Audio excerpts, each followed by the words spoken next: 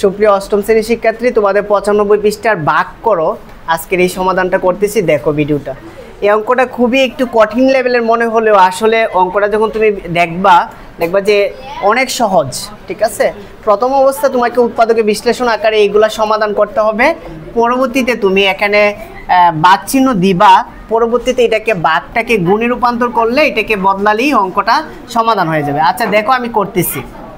X square প্রথমে লিখবা minus x minus 30, x square minus 36 বসাইলা। এরপরে এখানে ভাগ চিহ্ন, যেহেতু আমাদেরকে বলা হয়েছে কি করার কথা, ভাগ করার কথা। কি করার কথা বলা হয়েছে, তাহলে আমরা ভাগ চিহ্ন দেব। দেওয়ার পরে এটা লিখব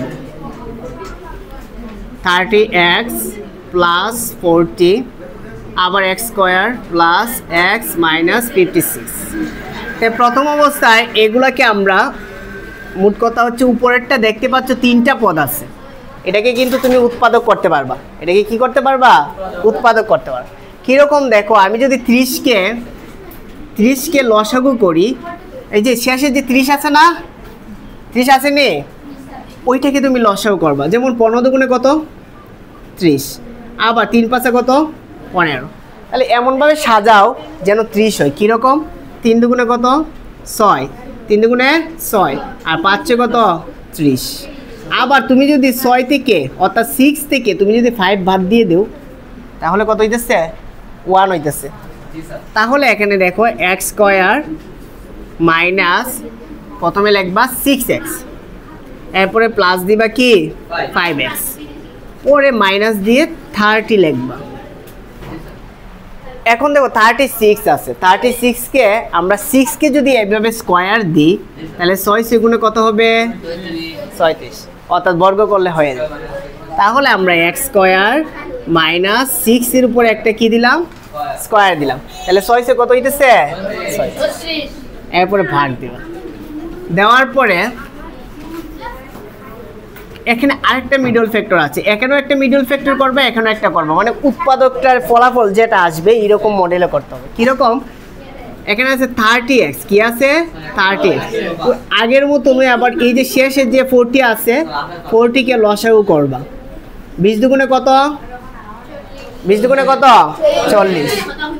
আবার হচ্ছে 2 দিয়ে ভাগ করলে 10 দুগুণে কত, 20, 5 দুগুণে 10। এখানে দেখো আমরা প্রথমে এই সংখ্যাগুলো গুণ করে ফেলবো। হ্যাঁ, 2 দুগুণে 4, 4 দুগুণে 8, তাহলে 8 যোগ হচ্ছে 5 সমান কত হবে,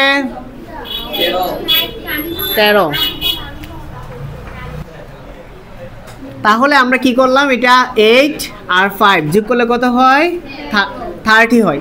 তাহলে আমরা দেখো এখানে প্রথমে এক্স স্কোয়ারটা লিখলাম, প্লাস দিলাম 8x প্লাস 5x প্লাস হচ্ছে কত, 40। তাহলে মিডল ফ্যাক্টরটা হয়ে গেছে না। তুমি একটা জিনিস খেয়াল করে দেখো, এখানে 40 আছে, 40 হলে এখানে হয়তো কি যোগ বা বিয়োগ করে 30 হইতো। তা আমরা দেখলাম যে 5 8 গুণে কত হয়, 40, 5 8 গুণে কত হয়, 40, আর 8 আর 5 যোগ করে হয় 13। এখন 56টাকে কিভাবে করব, সেম এই ক্যাটালগে আমরা করব। যেমন এখানে যে শেষে 56 আছে লিখব, লেখার পর লসাগু করব। 28 দুগুণে 56, তাই না, 14 দুগুণে 28, 7। মৌলিক সংখ্যা এসে পড়ছে, নিচে কি আসছে, মৌলিক সংখ্যা। মৌলিক সংখ্যা যখন আসবে তখন আর ভাগ করা যাবে না। একটা কথা মনে রাখবা, মৌলিক সংখ্যা যখন আসবে তখন আর কি করা যাবে না, ভাগ। আবার দেখো 2 দুগুণে কত, 4, 4 দুগুণে কত, 8, 8 আর সাথে কত, 8 আর সাথে যোগ করলে কত হয়, বেশি হয়ে যায় না, হ্যাঁ মাইনাস করলে হয়ে যাবে। Very good, very good. 8 minus 7 তাহলে কত হয়, 1 হয়। আর 8 গুণ 7 করলে হয় কত, 40 না 46 না, এখানে 56 হবে। হ্যাঁ, তারপর হচ্ছে এক্স স্কোয়ার বসাইবা, প্লাস বসাইবা, তারপর হচ্ছে 8x মাইনাস হচ্ছে 7x মাইনাস 56। আচ্ছা এখন সবাই একটু সহযোগিতা করবা, অর্থাৎ আমরা কি কি করতে পারি দেখো। এখানে দুই জায়গার মধ্যে x আসেনি, দেখো তো আছে। এক্স বসাইবা, কমন নিবা, আরেকটা এক্স বসাবে এখানে, মাইনাস এক যদি কমন থাকে তাহলে এখানে কত আছে 6, এরপরে আবার প্লাস দিবা, দিয়ে এখানে 5 আছে আর এখানে কত আছে 30, এখানে দুই জায়গা থেকে কমন নিবা 5, এক্স এ এক্স, পরে মাইনাস দিবা, 30 কে যদি তুমি ভাগ করো 5 দিয়ে তাহলে কত হবে 6, আবার দেখো এক্স স্কোয়ার মাইনাস কি বি স্কোয়ার, এ স্কোয়ার মানে বি স্কোয়ারের সূত্রটা কি বলো তো,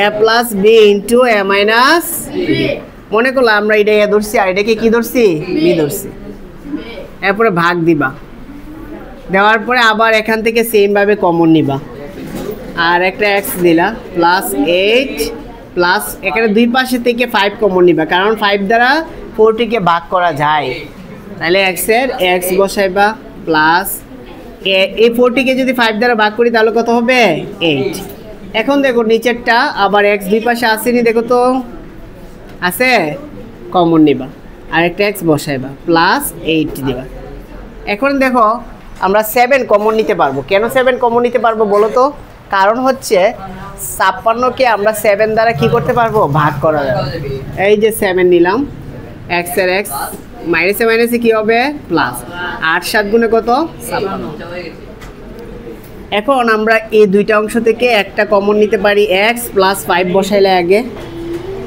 x প্লাস 5 আর x মাইনাস 6 বসাইলে, বসানোর পরে এই অংশটা যেভাবে আছে বসিয়ে দিবা, বসানোর পরে এখানে ভাগ চিহ্ন আছে না, ভাগটা বসাই দিবা, যেভাবে ভাগটা আছে বসিয়ে দাও, আর x প্লাস 5 আর একটা আছে x প্লাস কত 8, আর এখানে আছে দেখো x প্লাস 8 দুই সাইডে আছে না, তাই এখানে আগে প্রথমে ছোটটা বসাই নিবা, অর্থাৎ x মাইনাস 7 x প্লাস 8, এখন তুমি চিহ্নটাকে চেঞ্জ করে ফেলবা, চিহ্নটা কিসের আছে বলো তো ভাগের, এখন তুমি ওইটাকে গুণের করে ফেলবা, আমি ওই পাশে লিখতেছি দেখো, আচ্ছা এখন প্রথম অবস্থা তুমি একটা কাজ করতে পারো, আচ্ছা আমরা দেখো এই অংশটাকে যেভাবে আছে এইভাবে রাখো, x প্লাস 5 x মাইনাস 6, আবার এই অংশটাকে নিচেরটাও যেভাবে আছে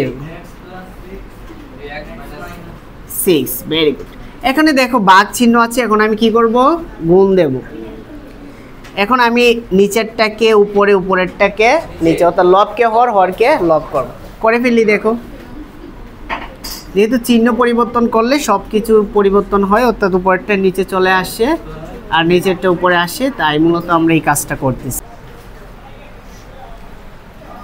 এভাবে কাটাকাটি করার পরে আমরা দেখলাম যে x মাইনাস 6 কাটলাম, তারপর x প্লাস 5 কাটলাম, x প্লাস 8 কাটলাম, কাটার পরে অর্থাৎ উপরে নিচে কাটার পরে দেখা যাচ্ছে যে x মাইনাস 7টাকে বসাইলাম, আর এখানে আছে x প্লাস 6 এটা থাকে, আচ্ছা এরপর আমরা লিখতে পারি সুতরাং নির্ণয় ভাগফল, এটা নির্ণয় ভাগফল